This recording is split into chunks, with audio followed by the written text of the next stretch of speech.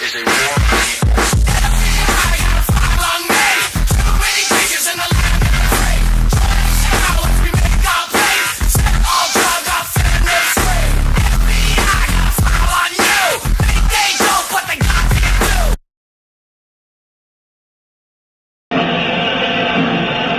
More than 60,000 armed Christians were on their way to reclaim Jerusalem from the infidel. Between 1095 and 1291 AD, the Pope launched 7 bloodbaths called the Christian Crusades, torturing, burning, beheading, and mass murdering hundreds of thousands of Muslims and Jews in the name of God. The Pope's brutal soldiers were called Knights Templar, or Knights of the Temple of Solomon, and evolved into today's secretive brotherhood called the Freemasons. Between 1450 and 1700 AD, the Catholic Church followed up their holy terror with the Inquisition. Based on rumors of practicing witchcraft, the Catholic Church hunted down, tortured, and burned alive millions of innocent women at the stake.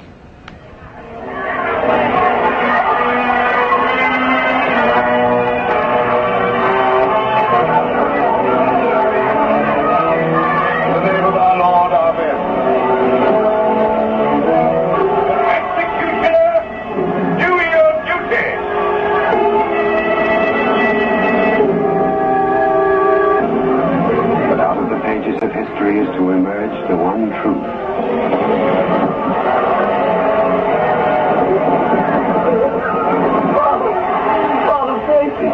And may the angels lead thee into paradise.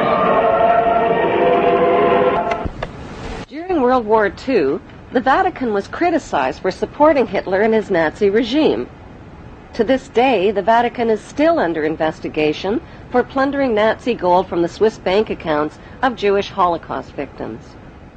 Over the past 5 decades, more than 1,500 priests and bishops have been identified in the sexual assault of tens of thousands of boys and girls in their trusting congregations and orphanages. Why is this filthy rich institution preaching spiritual values of poverty and chastity while cardinals, bishops, and priests cover up their crimes of sexual abuse? Why has the Church fought and resisted the compensation claims of their sexually, emotionally, and spiritually traumatized victims?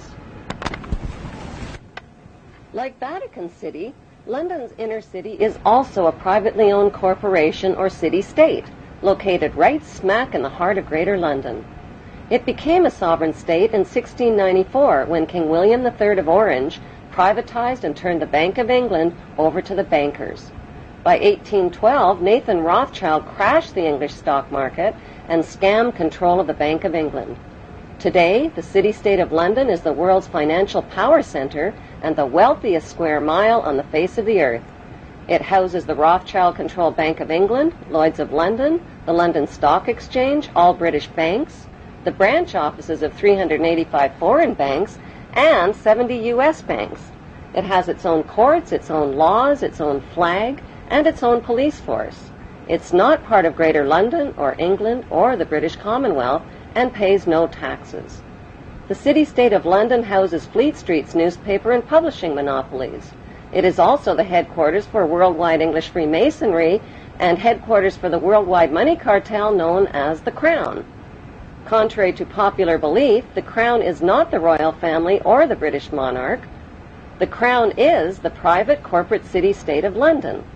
It has a council of 12 members who rule the corporation under a mayor called the Lord Mayor.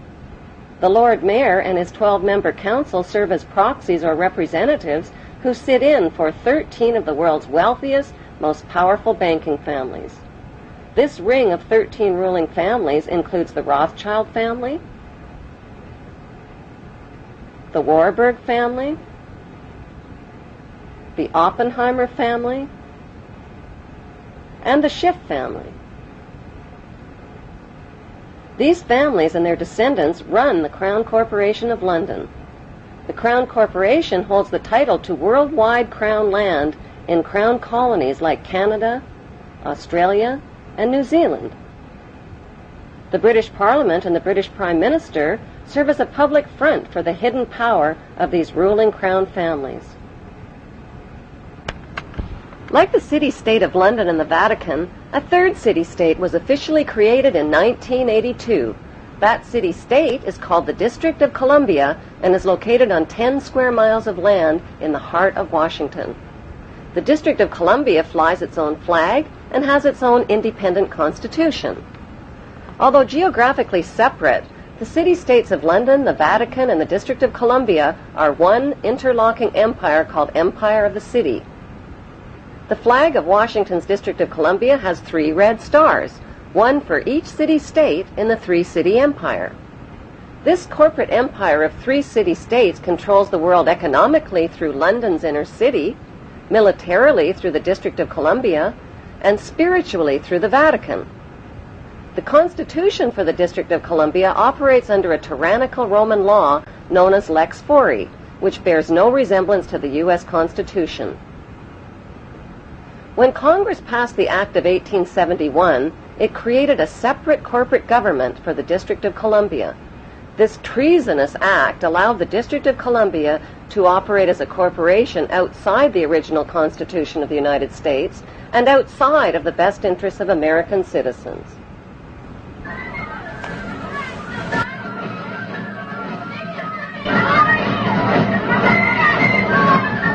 A sobering study of the signed treaties and charters between Britain and the United States exposes a shocking truth. The United States has always been, and still is, a British Crown colony. King James I was famous not for just changing the Bible into the King James Version, but for signing the First Charter of Virginia in 1606. That charter granted America's British forefathers a license to settle and colonize America. The charter also guaranteed that future kings and queens of England would have sovereign authority over all the citizens and colonized land in America stolen from the Indians. After America declared its independence from Great Britain, the Treaty of 1783 was signed. That treaty specifically identifies the King of England as the Prince of the United States and contradicts the belief that America won the War of Independence. Although King George III of England gave up most of his claims over his American colonies, he kept his right to continue receiving payment for his business venture of colonizing America. If America had really won the War of Independence, they would never have agreed to pay debts and reparations to the King of England. When Congress passed the 13th Amendment to the Constitution, the U.S. President was made subservient to the King of England. The 13th Amendment is called the Title of Nobility Amendment and forbids U.S. presidents and their officials from using royal titles like king or prince or baron. For some mysterious reason, the 13th Amendment, which was ratified in 1810, no longer appears on current copies of the Constitution.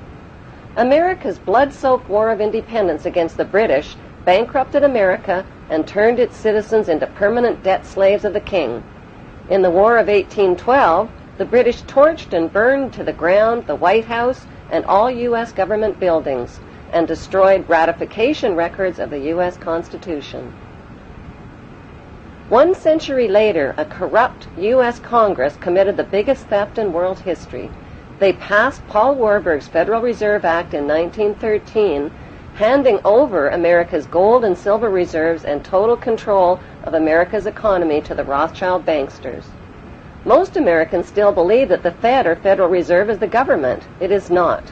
The Fed is a privately owned banking system whose majority Class A shareholders are the Rothschilds, Warburgs, Kuhn and Loeb, J.P. Morgan, Rockefeller, Israel Seif, and the Lehman Brothers. This private banking cartel is the Fed and is never audited and never pays taxes. They print and design America's money, which displays their symbols of an Egyptian pyramid, a Masonic all-seeing eye, and the words, "In God We Trust." Who exactly is the God they trust?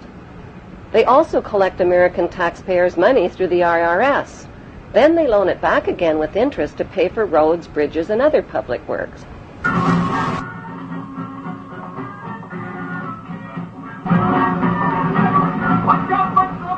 American presidents are handpicked and financed by these special interest power groups. Like George W. Bush, John Forbes Kerry, whose initials are JFK, is a member of Yale University's Skull and Bones Brotherhood.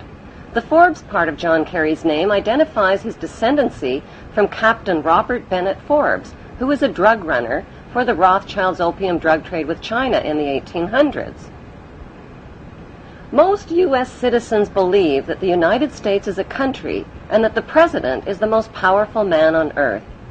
The United States is not a country. It is a corporation, and the President is President of the Corporation of the United States. He and his elected officials work for the corporation, not for the American people. Since the United States is a corporation, who owns the corporation of the United States? Like Canada and Australia, whose leaders are prime ministers of the Queen and whose land is called Crown Land, the United States is just another Crown colony.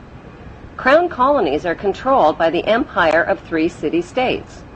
At the center of each city-state is a towering, phallic-shaped stone monument called an obelisk that points skyward. In D.C. city-state, the obelisk, known as the Washington Monument, was dedicated to Freemason George Washington by the Freemason Grand Lodge of the District of Columbia.